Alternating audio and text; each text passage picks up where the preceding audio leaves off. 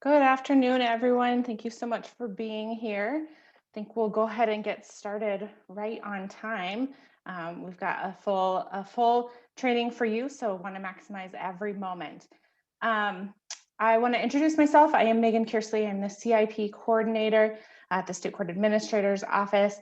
Thank you again for joining us today. This presentation is being delivered in partnership with the Court Improvement Program and other stakeholders involved in the Family First implementation team. This is one of many trainings that will be offered and will be offered to other stakeholders in the future so that it reaches the wide range of folks who need to hear this information. You were sent the QRTP bench card today. It is the only handout for this training, as the PowerPoint presentation refers directly to the text on the bench card itself.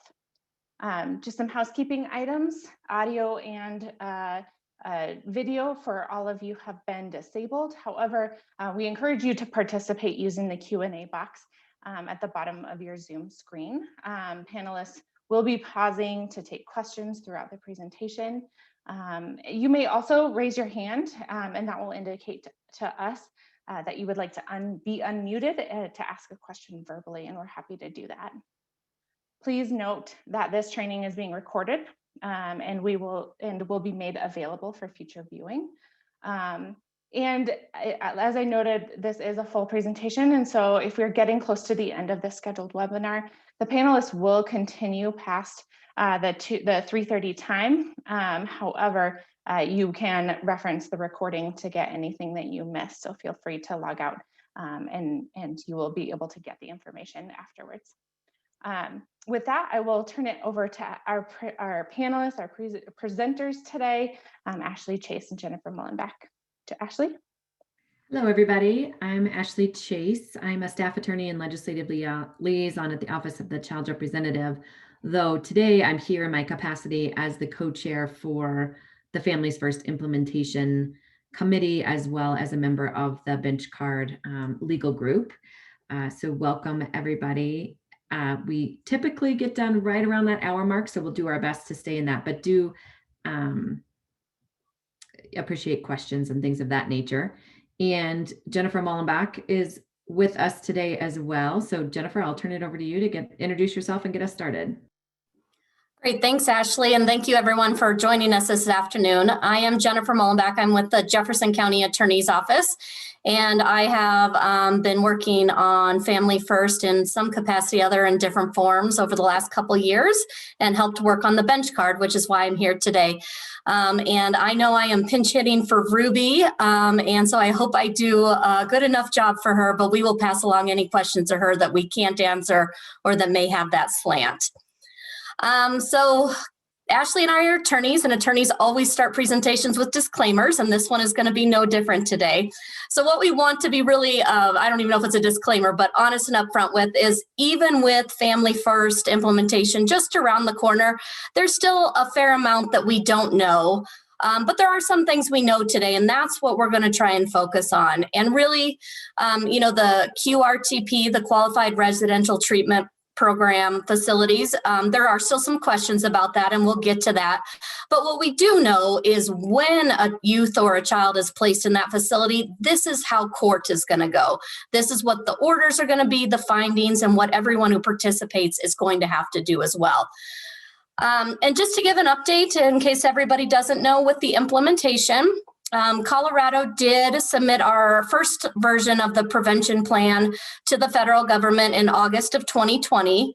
They had gotten it back at the end of 2020 with some feedback, and were reviewing it and then plan to resubmit it again.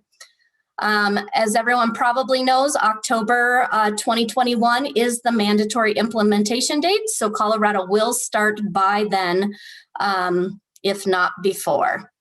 The other thing we're going to try to do today is that we will stop for questions after each of our slides, and that's the time to either put those into the Q&A, or you can raise your hand and we can unmute you and you can ask the question.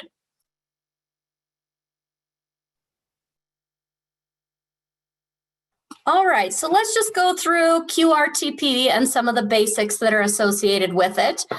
Since it's been a while since we've done any large presentations on Family First, we just wanted to quickly review this criteria again for everyone. I think by now it is probably known, but I'm going to reiterate it yet again, is that the 4E supported, the 4E reimbursement will no longer apply to residential childcare facilities or our group homes, but it will apply instead to the QRTP. And then I should say that there are a few exceptions. You can still have residential childcare facilities or group homes related to pregnant or parenting youth who are at risk of or have been human trafficked, and then youth 18 years of age or older who are in independent living situations with supervision. But for the QRTP itself, which is going to be the vast majority of this level of care, here's what we need. Those facilities need to be licensed and accredited. It was already a requirement in Colorado that all RCCFs be licensed, but now they've added an accreditation requirement. And what that is a national organization. There's just a handful of them that come in and accredit the programs that are existing. The other piece is that all of the care being provided at the facilities needs to be trauma informed. And there are and have been rules that have been developed about what this looks like and how it will be monitored and who will monitor it. It does require the independent assessment, which we have identified as the independent assessor, but will probably be shortened to some other acronym at some point. And this is required, I think, for obvious reasons. What these are really focused on is treatment, not placement. And that the federal government really said they wanted an independent person to look at this youth and their needs and determine whether this level of care was appropriate. The other piece that is required is that the independent assessor must use a validated assessment tool. And in Colorado, we have decided to use the CANS, which many counties use already when dealing with this level of care or in other ways. The other piece is that families and siblings are required to be involved in treatment. I think especially with families, that's been something that has been supported by our current residential treatment facilities, but the addition of siblings in treatment and maintaining contact is a big focus of this.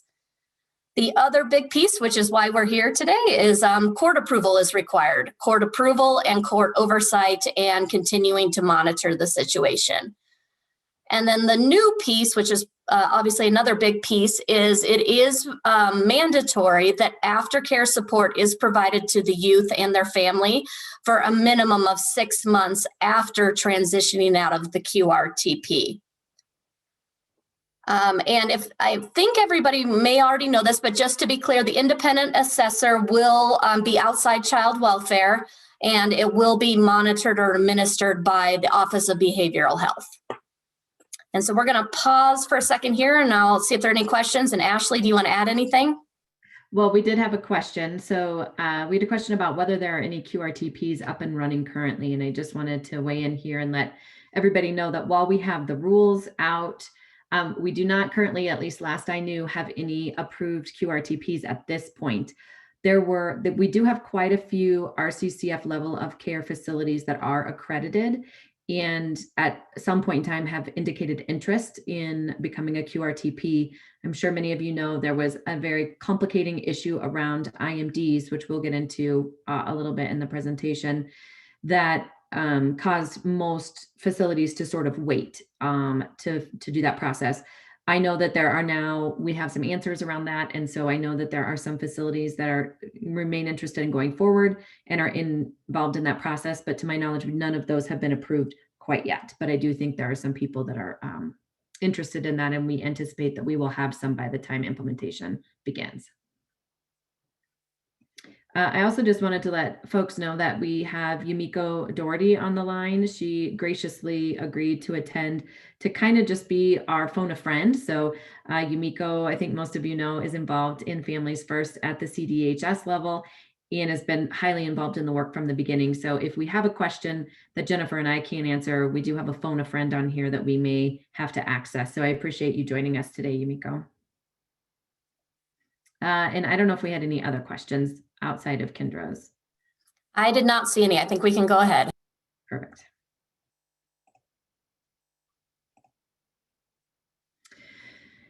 So this is the bench card. As Megan mentioned, you guys all received this for the presentation today. As is typical with a bench card, it's front and back. It took quite a lot of doing to get this all reduced to a front and back type of tool, but we did manage to do that. And everything in this presentation is going to be language taken right out of this bench card. So I just wanted to give you a little background on where this bench card came from. So the Families First, in Colorado, we have an implementation team that's been going for close to 2 years or maybe 2 years at this point, working on various aspects of getting Families First, the framework kind of set up in Colorado. That's a multidisciplinary group with people from lots of different agencies, from constituent groups, really broad participation, which I think has helped make a lot of these decisions really, really good and grounded in a lot of different viewpoints and things of that nature.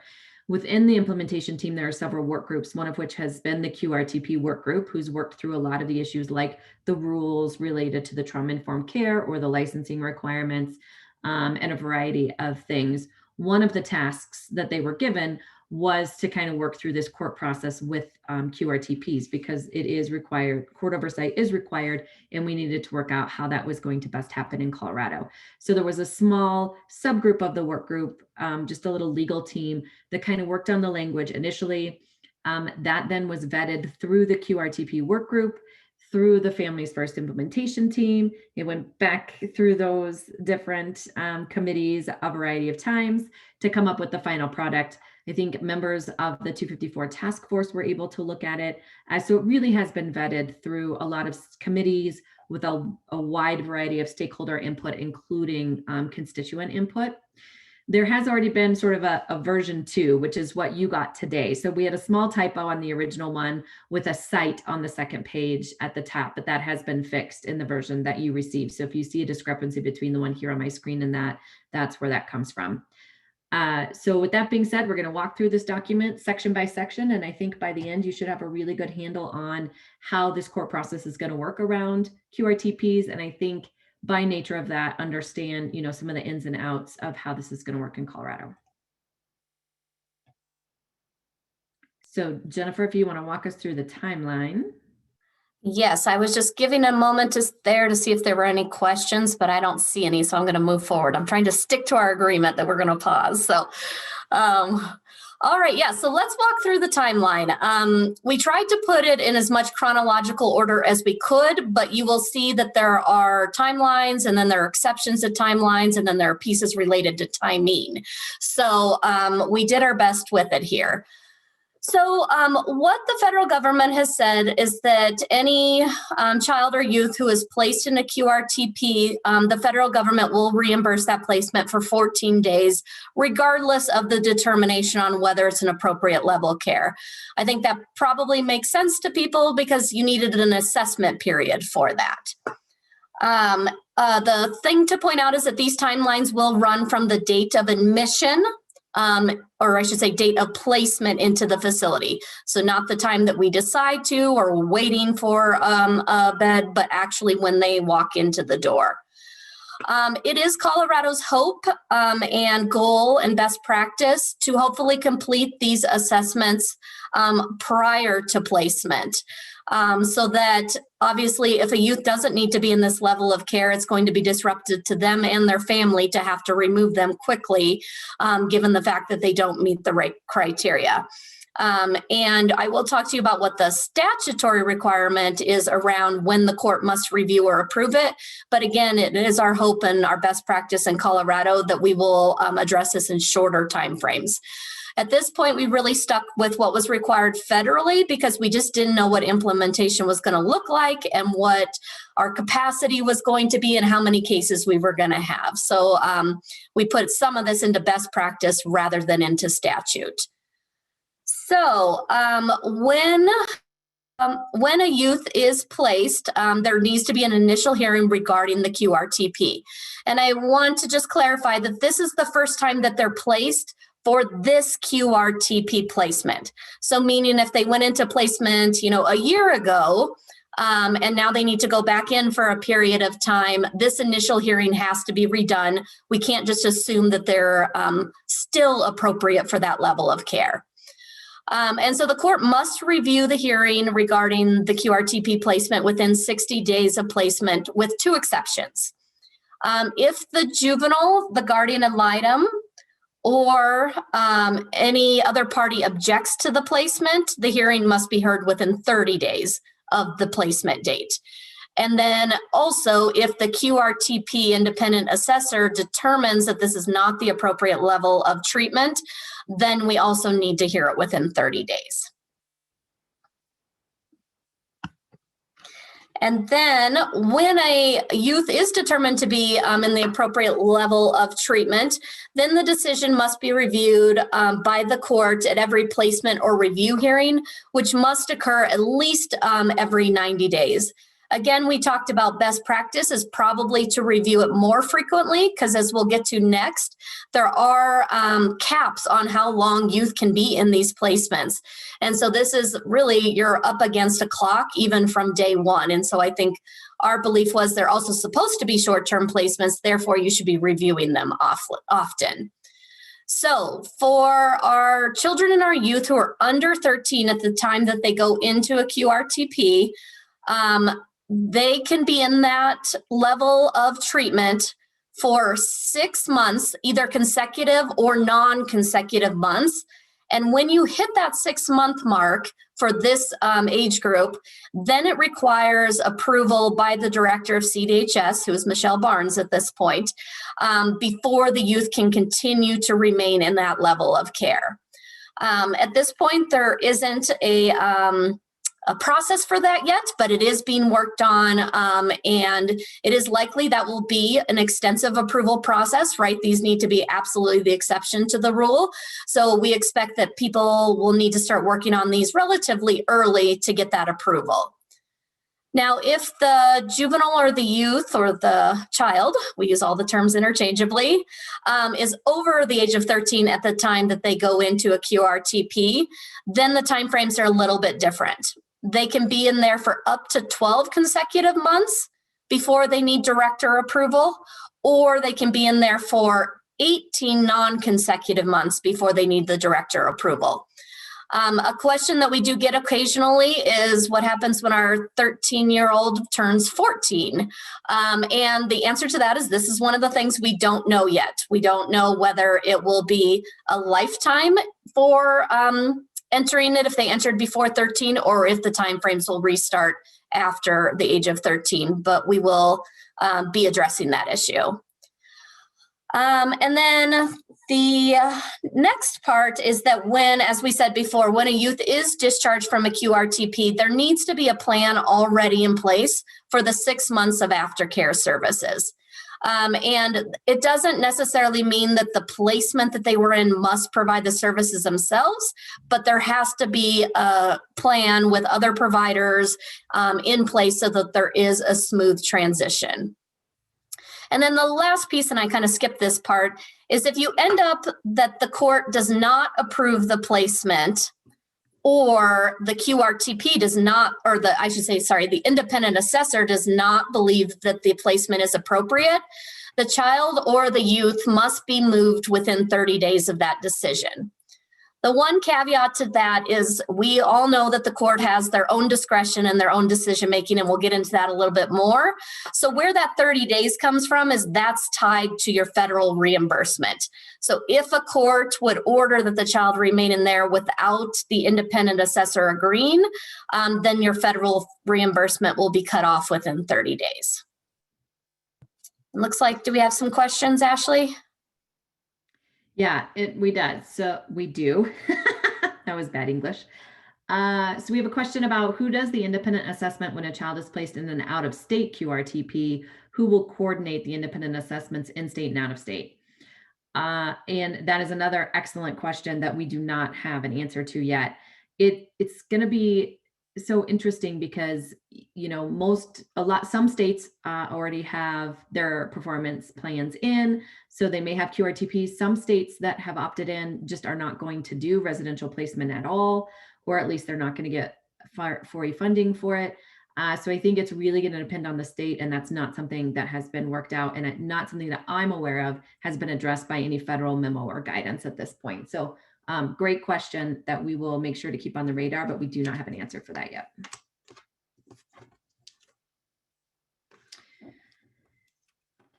All right, any other questions on this particular piece? And again, as we walk through these different parts of the timeline, the presentation will cover certain things more specifically. So we'll get into a lot of the details as we go. So we also had the question, what happens to children who are currently in an out-of-state facility? And this is probably a good time for us to talk about, you know, in our QRTP work group, and what we've heard from our partners that are working with us there is that the idea is that when we opt into Families First, there will be kids that are currently in this level of care will be grandfathered in. So this will apply if they are moving down or trying to, you know, moving from that level of care down, or for new kids that need to go to that level of care, but there will be some grandfathering of kids currently in that level. I don't think that the details to that have been completely ironed out, but that is what we are hearing from our partners in the QRTP work group.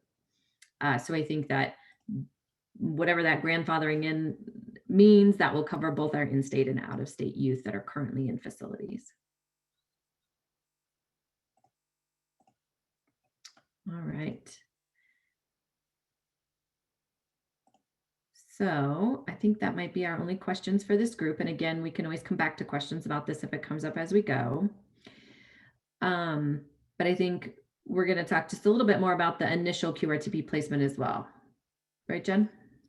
That's right. So this section here, we didn't only put the law itself or the statute itself, but we wanted to put some guides for both the court and the practitioners about what they should be thinking about as they walk into these hearings and the information that they're going to need to have with them. And I think, you know, obviously a lot of this falls to the caseworkers to have to put these things in the reports and provide the information to the court. So we just wanted to highlight that today. So you are going to be wanting to look at these. What was the actual placement date? What was the age of the child at the time they go into placement?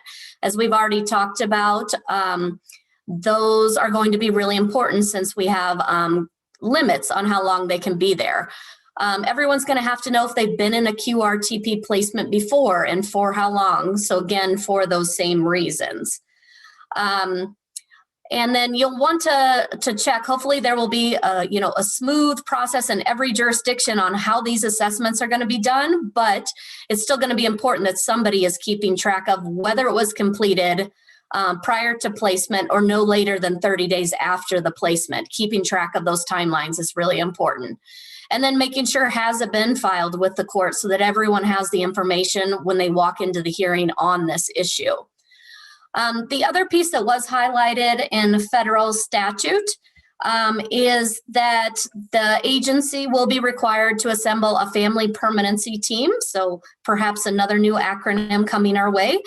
And a couple things we wanted to highlight on this is I think it's important for jurisdiction to think about whether we can combine this, some of our already existing family engagement meetings, but making sure that we include the requirements of the federal government if we're doing that. And then a couple things that I think are highlighted are that for youth 14 and older, they do have the right to ask for members that are selected by them. And so I think it'll be important for caseworkers to ask this, but particularly I think guardian ad litems will likely take the lead on that issue. And then it is required that they be held in a time and a place that is convenient for the family. I think many counties already do this and really work hard to accommodate what families need, but it's absolutely a requirement now. And Ashley, it looks like we have some questions. Yes, I love this. It's a good group for asking questions. A few we answered in writing, but one, somebody had mentioned that this slide talks about youth 14 and over. And that the previous slide talked about 13 and over. So I can absolutely see how that would be confusing. So for this slide, it is part of the federal law that youth 14 and over have the right to have team members included in their family and permanency team. So that was something specifically tied to 14 in the federal law. The 13-year time frame has to do with the lifetime limits of being in QRTP. So it is correct. This one is 14 for having, a say in who your family and permanency team gets to be. The 13 is under 13, you get the 6-month time frame, and over 13 you get the 18 or 12-month time frame, depending on if it's consecutive or non-consecutive. So the two different ages are correct on the two different slides. They're just dealing with different issues. And then we have some questions around the assessment that we'll answer later in the presentation. But we had another question about tracking. So I think tracking these time limits, is that the responsibility of the court or of OBH, which is the Office of Behavioral Health? I think probably the other question should be, or is it the responsibility of the department?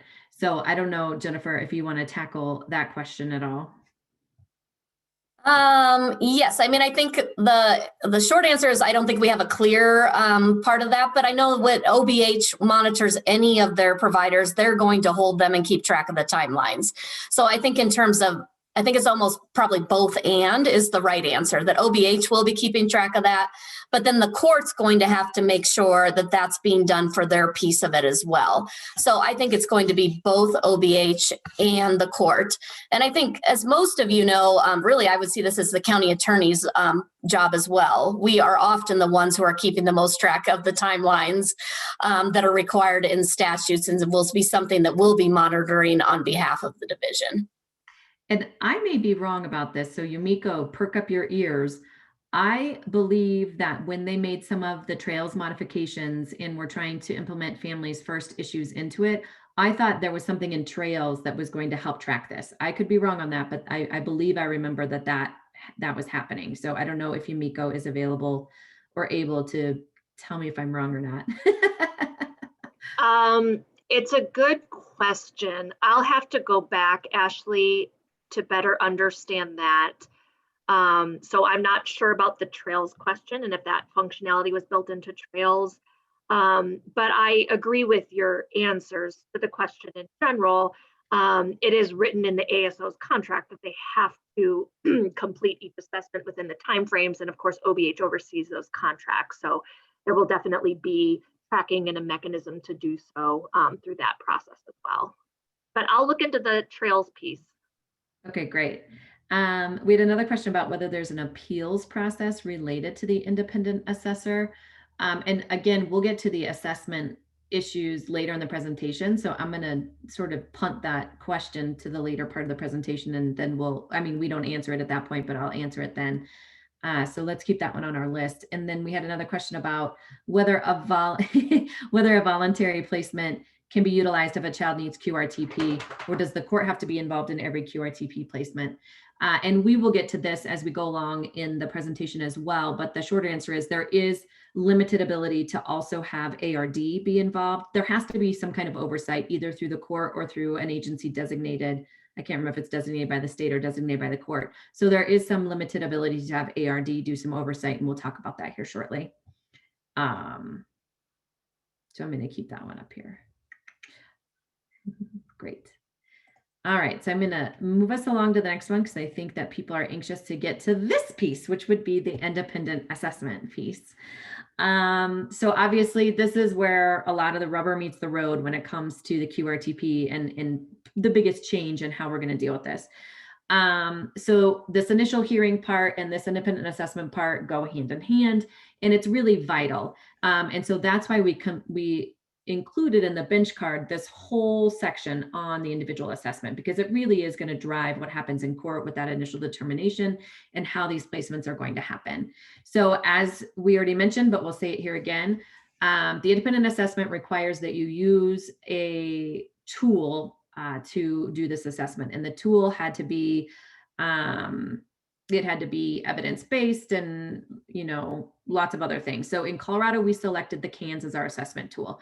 Again, this was one of those decisions that had a lot of input. So there was a specific group dealing with this. They looked at several different tools.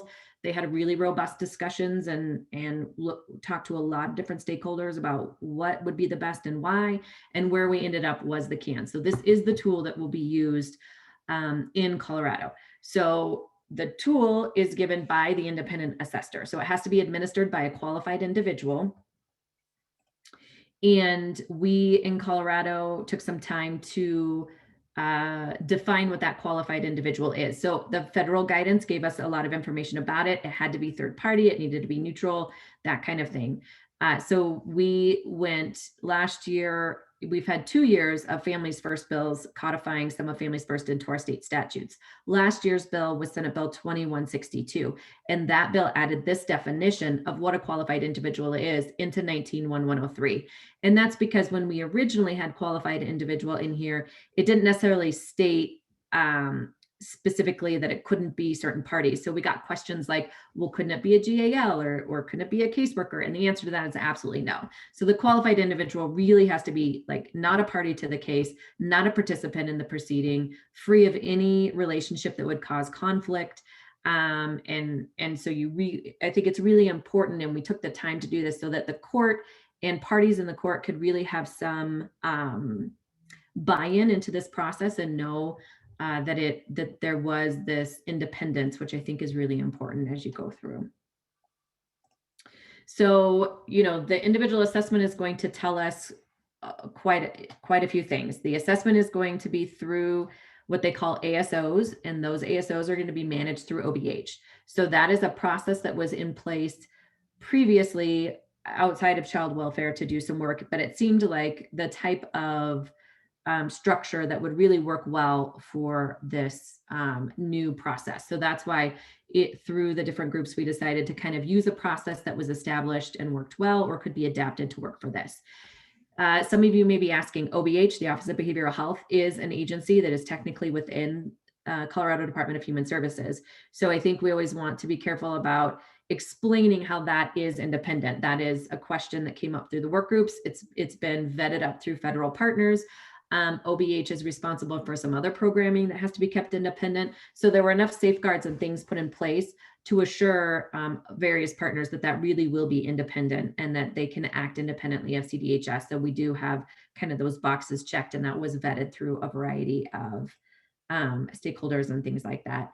So, when the court is looking and when all the parties are looking at, this independent assessment, these things need to happen to make sure that assessment is sort of valid and something we can rely on. So these are the things that really have to be done. You have to use that tool. It has to be the qualified individual, and it has to consider all of these things here in these bullet points. This comes straight from the federal law. Having the child and youth interviewed is an important piece. It's not a requirement, but it's something that they want the independent assessor to think about and talk about. You really do have to work with this family and permanency team. And so that's going to be, the people that are working with the family know them. So your caseworker absolutely is going to be part of that team. The guardian ad litem, a variety of other folks are going to be part of that team. And then one of the kind of empowering things I think about this is it requires the assessor in the reporting out to the court to say whether or not the family agrees with the recommendations. And if they don't agree, they sort of have to explain why those preferences were not recommended. So I think that'll be really good information for the court to have, for the parties to have as we go through this process. I think from the Department of Human Services side of things, it's really important to be sure that kind of all this support documentation is sent to this assessor to be able to make this decision. That reviewing these necessary elements that are laid out here ahead of time to make sure they were included in the assessment are important. So if those aren't included, making sure you get back to that assessor to make sure they are included, that will just help you do some troubleshooting and problem solving, I think, ahead of time. And, so we had some questions from before, like an appeals process. So there is not, this is a court, if it's happening in court, this is a court process. So of course there are appeals processes within court, but there is not an appeals process of the assessor outside of that.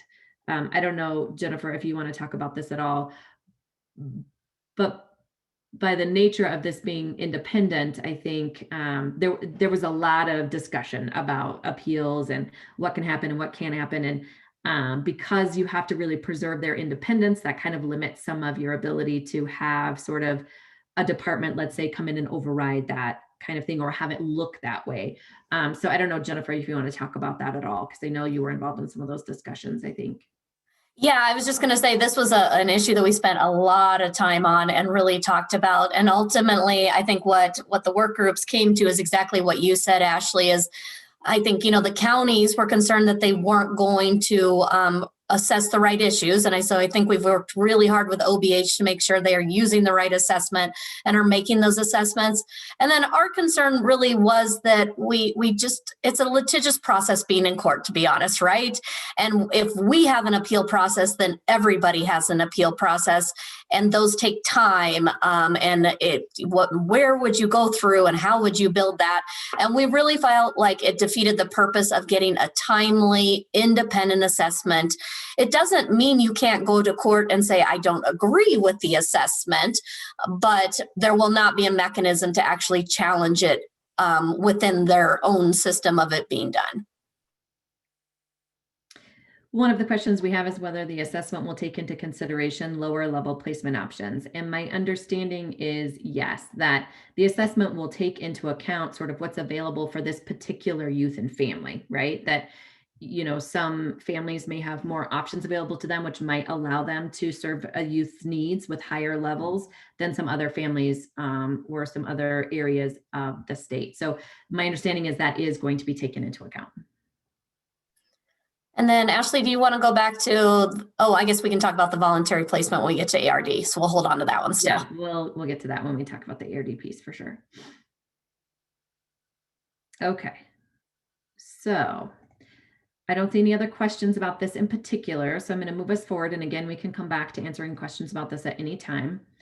But because you're kind of talking about sort of this appeals idea or these findings, that kind of leads us to this next section of the findings on the bench card are located in a few different places.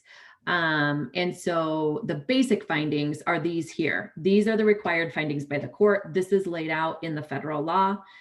There's a lot of buzzwords that we're all very familiar with, like it has to be the most effective, appropriate level of care, least restrictive environment.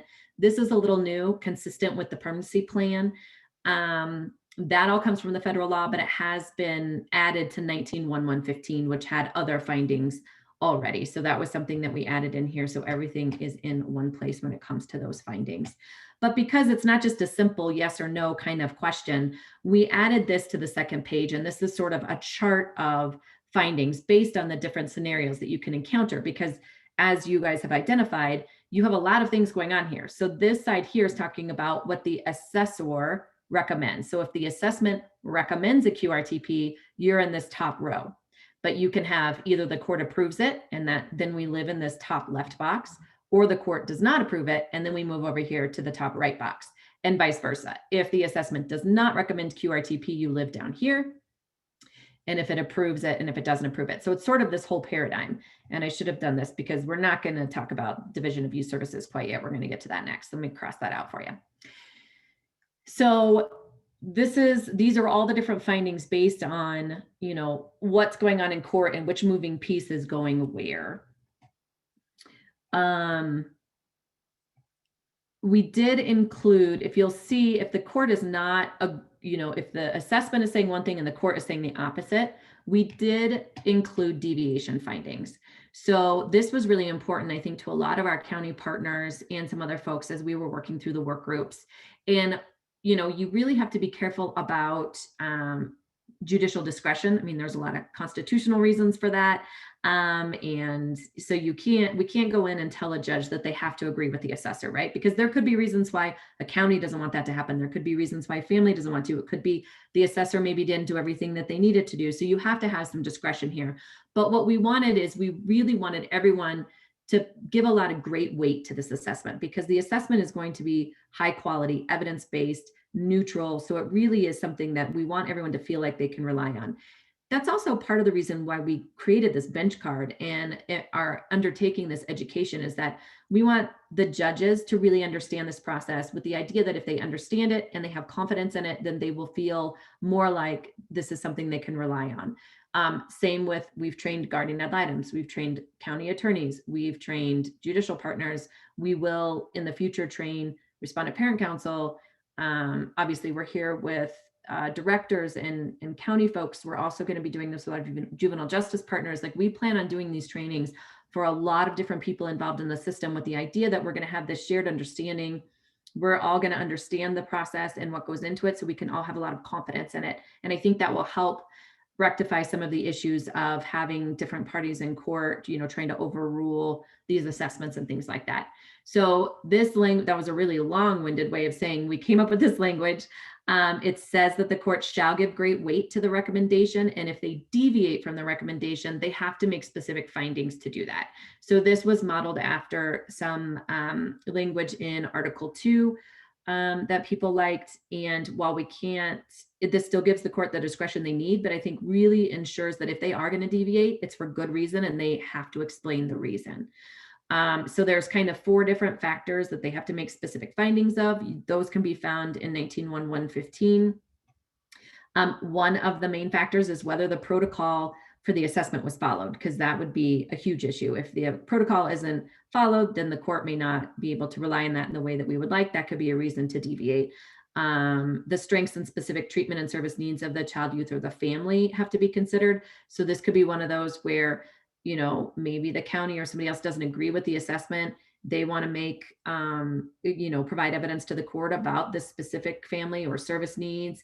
And it gives the court the ability to follow, to take that into account and make a decision accordingly. Some of the other requirements are like expected length of stay, placement preferences of the family. But in addition to, let's go back here. In addition to the deviation language, there are some other things in here that I think are really important too. Like, if the court does not approve a QRTP or something else, we put some things in here, like they need to talk about why they deviated from the assessment, so that we can see, I'm clicking too many things, so that, I think everybody can understand where the court's coming from, and we can rectify that for future cases, or identify systemic issues, or really see if this was just a really unique situation. Likewise, if the court's approving a QRTP and the assessment does not, one of the things that we made clear is that lack of available placements cannot be a reason. That this is not what we're using QRTP for now. QRTP is very much focused on treatment and short-term solutions for these kids. So we tried to incorporate a lot of that language into this court findings part. So the court really is looking at this and thinking about this as they're making the findings. Questions here? No new questions yet, which I'm a little surprised. So maybe we'll give it another few seconds here. And we'll have to take in, so people may have to think about this one for a minute.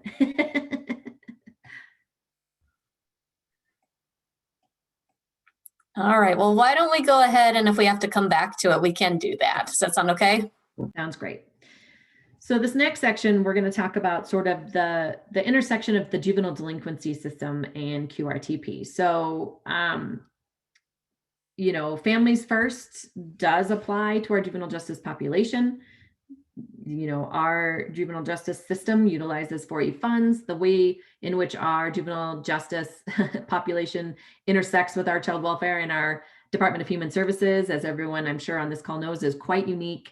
But this is going to apply. This is, our juvenile justice population are not going to be left out of this kind of seminal work that we're doing. So we did have a specific work group formed, just thinking about sort of the juvenile delinquency issues and how they fit in.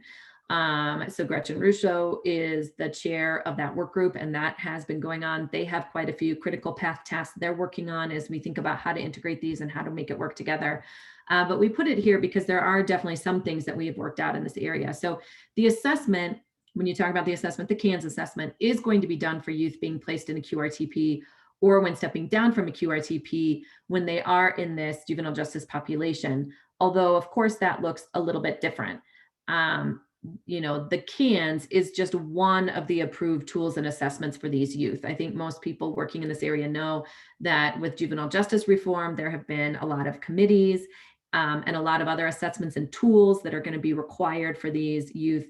And, in our Families First work in Colorado, we've been really cognizant of that, and that this work is sort of both happening at the same time. And so we do have crossover membership in both groups to kind of ensure that that work is happening sort of together, and that while the CANS assessment is one tool, it shouldn't be contrary to some of these other tools. And my information is that these tools should work together pretty well, and that group is continuing to work on making sure that happens. I think in the parts of juvenile justice where this is most frequently going to occur is going to be pre-adjudication. So youth that have charges but have not yet been sentenced, are not, committed, but they're kind of pre-adjudication, and they need to have out-of-home placement, and the department is involved. So in those kinds of situations, I think this QRTP procedure is going to be, utilized. It's going to be important. It's going to impact those youth. I think the other place where we'll probably see this a lot is when you have youth maybe who have been committed or post-sentencing and are looking or eligible to sort of step down. I think the CANS assessment will be utilized to help make decisions on where that youth should go and how that step down should work. But obviously, when you talk about the assessment in the juvenile justice population, it's not exactly the same. I mean, commitment is not necessarily placement, right? There are other rules and statutes that come into play when you're sentencing a youth and you're committing a youth. And just because a CANS assessment says they don't need this high level of care, sentencing guidelines, the court's findings, rules and statutes about sentencing may require a certain level of commitment, and the CANS isn't going to trump that. So there's going to be some places, where there's some hierarchy and priorities in play that are a little bit different than our youth that are not involved in the criminal justice system or juvenile justice system. So you'll see on the screen that we have the initial QRTP placement section back up. We've already talked about that, but if you'll notice, we have this little asterisk here. And that leads us to this section in the bench card, which talks about how the initial hearing may be done by the Administrative Review Division, or ARD, if the juvenile is committed to DYS and no longer under the jurisdiction of the court. So for our juvenile justice youth, not all of them, especially, our post-commitment or post-sentencing youth, they don't have a court reviewing their case. So they're not able to get into court like you would if you have a dependency neglect case. So if that's really where we're at, is that if the youth is going to court, we want the court to do this process. The preference is that the court has oversight over this. But if that youth is not currently under the jurisdiction of the court, we needed to have another way for this to happen. And so where we went with that as a state is with ARD doing that type of review. So that means that QRTP reviews may also be held as ARD reviews rather than court reviews if the parties consent. What I think is a little complicated is the question that we had in the Q&A about whether or not QRTPs can be used on a voluntary basis.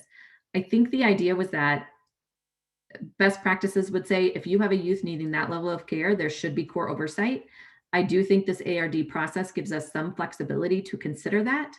But it's not been something that's been specifically spelled out when it comes to the initial QRTP hearing for a DNN. Jennifer, do you want to weigh in on this?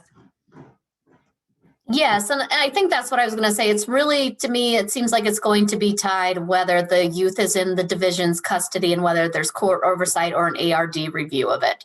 So my belief, but I can't say for sure, is that a truly voluntary placement would not meet the criteria and would not be eligible for the 4E reimbursement. But I think that's something, Ashley, we should keep on our list as something to really flush out more concretely. I agree. I think that from what we know now, that court oversight for that initial placement is key, but I think it's going to be interesting to see how that plays out in practice. The other kind of interesting piece when you think about our juvenile justice youth and Families First is that the federal legislation also required that implementation of Families First should not increase your juvenile justice population. So I think their concern was, as they had some of these rules and changes to our child welfare procedures, they didn't want that to sort of shift and push kids into the juvenile justice system, right? So in order to track that, there's going to be the federal act requires some reporting. That reporting doesn't happen for several years, but in order for us to be able to assess this and report down the road, we kind of need to act now to gather information.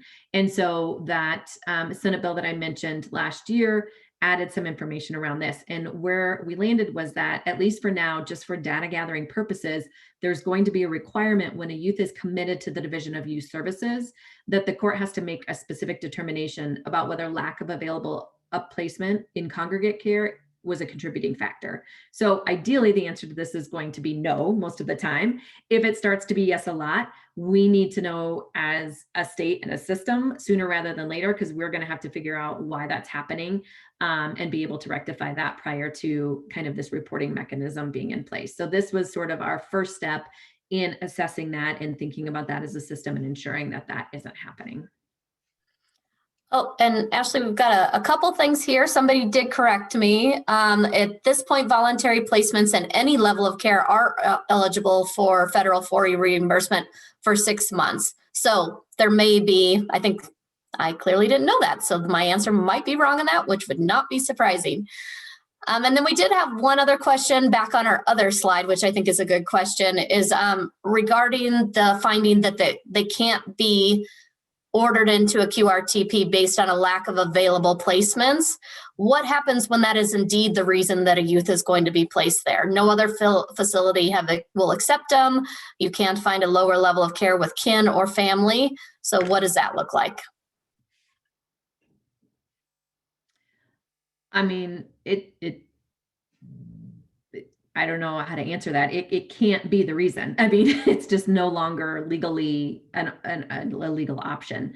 Now, I think that parties could probably stipulate or come to agreement if an assessment says it's not appropriate and families think it needs to happen and they give the court enough evidence that the court can make those findings appropriately for other reasons other than just a lack of placement. Then they can overrule them. But of course, if the assessment says they don't belong in QRTP and the court orders it, that's not going to be 4E reimbursable. So you certainly can place the youth there, but you're not going to be able to get the 4E reimbursement for it. Yep, and that was what I was going to say too, is you can always use those placements, you just may not be able to get the 4E reimbursement for it. Okay, I'm not seeing anything else. Should we go to I think it's our last slide. Yeah, I just wanted to mention with the whole, whether you can do the QRTP placement in a voluntary case. I mean, I know that currently you can do that, but I really do think with the language from the federal act and some of our statutory language here, I really do think that court oversight is key to QRTP. And I think that is one of the big changes in using these placements. So I really don't know if you can do that on a voluntary basis. And so I will take that back to the Families First group and make sure that I understand that correctly. And if I need to rectify that, we'll send that information out. And if it's a question that hasn't been fully answered, that'll be great. We can put it on the list of things that have to be answered before implementation. So I just want to put that out there that I'll write that down and make sure I'm following up on that, because I do want to make sure we get the correct information out to counties. And actually, there was a second part of the comment that I didn't talk about, but they talked about you could file your PRNP right away to get the court oversight. I think then you would just be tolling, which was just putting the thing, you would be tolling your 90 days, right? So you're going to toll it earlier than perhaps you normally would have. Right. Makes sense. Okay. Any other questions about the juvenile delinquency piece or this ARD piece? I don't see anything here, but we can go back to it if there are more. Perfect. So then, of course, once you get through that process of, do they belong in there? Do they not belong in there? Are they staying in there? Once they're there, there's ongoing court oversight or requirements. So we've already kind of talked about this Division of Youth Services. So I'm going to get that out of there. And we're not going to talk about this after charge plan yet. We're just going to talk about the review of the QRTP. So once the youth is there, you're required to have reviews at least every 90 days. This is a federal requirement, state requirement, has to happen. Now, most of these cases at this point, and not in every jurisdiction, I realize, but a lot of cases are being reviewed within 90-day periods of time already. So this can, and I would even go so far as to say should, be combined with the hearings that are already set. Much like a permanency planning hearing, you can combine this with other hearings. It doesn't need to be a standalone hearing. The intention was not to increase the amount of times you have to go to court or increase these hearing types. But the idea was that if you have that youth in the QRTP, you need to be looking at this at least every 90 days. And if you're coming to court more frequently than 90 days, you need to be talking about it every time you're in court. But it just can't go longer than that 90-day period. So when you are in court for those 90 days, there was sort of this list of things that the federal act said departments had to provide to the court, which was kind of interesting because it didn't actually say courts had to consider it. It just said departments, you have to give all this information to the court when you have a youth in this particular type of setting. So we thought it was really important to include that in the bench card, because clearly if the feds thought it was important enough for a department to have to provide it, we wanted to make sure the court was considering it. So that's why it landed in the bench card for all parties to kind of consider all of these questions and be looking for that information when it comes to these reviews. And kind of for that reason, this was another sort of area that was added to the statutes in the last legislative session, again, under 19.1.115, which is where you're going to find a lot of the changes. And this kind of details the evidence that's required at these hearings in a much harder to review way than hopefully these bullet points that made it to the bench card. Some of the requirements, though, you continue thinking about how long the youth has been in there. From day one, you start thinking about discharge planning. So this isn't something we want to have happening only at the end. It really needs to be starting from the beginning, and people need to be talking about it. I think what's interesting is you continue to look at the needs of the child, youth, and juvenile. You don't just assume that the child, youth, and juvenile's needs as identified on day one of placement is going to be the same on day 90. I think you discover a lot of information about children and youth in that process. Some things may be rectified, some things may be identified, some of those needs may shift and change, but it's not just the child's needs that you're looking at now. You have to remember, with Families First, we're looking at the whole family. So maybe the child has made some progress or not, but family member has made a ton of progress, and now they're better able to meet a child's needs than they were before. And that changes whether or not that child needs to be in that placement, or the parent has changed their needs. And of course, that all of these things can move up and down, but we're not just looking at one in a silo. We're kind of looking at that whole picture and how those puzzle pieces are shifting to meet this child's needs, which I think is really important to remind us of, because I don't think we always do that well as a system now. I think we kind of silo these different areas and don't look at everyone's progress in relation to each other when we think about how best to move forward. Oh, darn it. See, I am click happy today. I keep clicking before I'm ready. Click, click, click. One thing I think for folks on the phone, or not on the phone, on the webinar that'll be really important is this one here. You have to detail the specific efforts made by the agency to prepare the child and youth to return home or to a fit and willing relative, which is a little different language than we've seen before. So that's kind of an interesting way that they put that.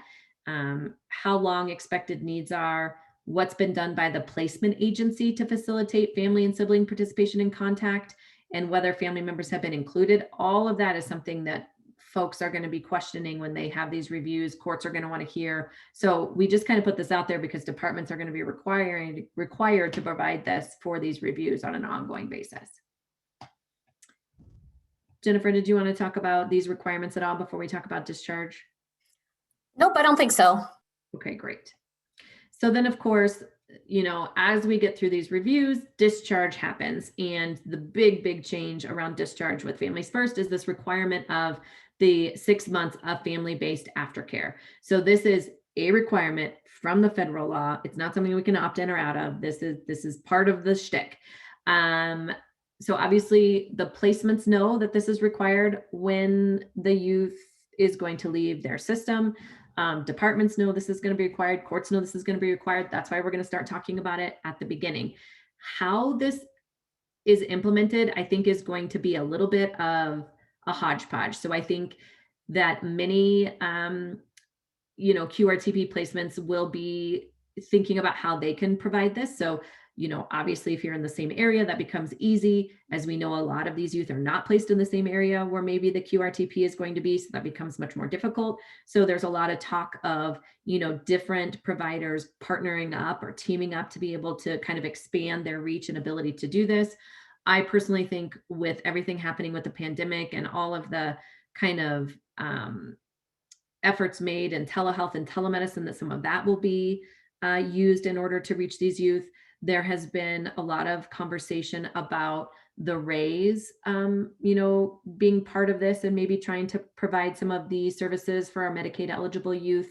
Those conversations, I think, have happened in more productive ways than we've seen historically through the Families First process, which has been something really great that's developed.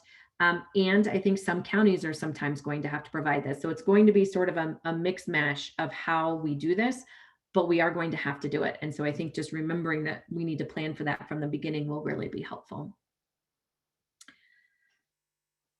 And that is our last slide. So we'll just pause here for additional questions, comments. We're happy to answer. I think, as Jennifer said, Ruby Richards originally was going to do this presentation and be available for questions. So she apologized that she couldn't make it, but did, we included her information here in case you'd like to reach out to Ruby. Jennifer and I are always available as well to answer questions on an ongoing basis. Great. It looks like we have another question. So what if a small or mid-sized county do not have the higher level aftercare resources for their families? Will there be additional funding available to develop those resources? That might be something Yumiko wants to weigh in on because she knows a little bit more about the funding piece. I mean, I do know that when QRTPs come online, that part of that contracting process will be, figuring out how to provide this aftercare. So I don't think the responsibility is going to fall alone on the counties. I do think there may be instances where counties are going to have to, use some core dollars or some other things to do this. But the hope is that, the providers and the RAISE and Medicaid will be able to braid funding together a little bit better and take care of a lot of that. But I don't know if there's any additional funding or any talk about that. So maybe Yumiko, if you have an answer to that, that would be great. If not, I'm sure we can try to get the answer to that later. I don't, other than it's interesting that some of the services that folks think would be very effective as aftercare services are also prevention services, are also what we consider prevention services, right? Like, so MST, high fidelity wraparound, those types of things. And so I think as we build out prevention services and put funding towards that and think about how we reinvest for e-drawdown, this is a piece we need to have top of mind as well as to what fills this need in terms of the aftercare piece. Great, thank you, Yumiko. That's such a good point. Do we have any other questions? Let's see, what's our timing? Oh, see, right at that hour. Jennifer, you're muted if you're trying to talk to us. She could be yelling at a dog, I don't know. No, I was yelling at you. I was saying we're 2 minutes later than usual. Usually we hit it right on the mark. So. I know, we were close though. We were awfully close. Well, thank you everybody for joining us today, and thanks for the great questions. Again, we're available to keep going forward with this, and we'll, keep providing these trainings, keep giving you trainings as we know more and as we get towards implementation. So thanks for your time today.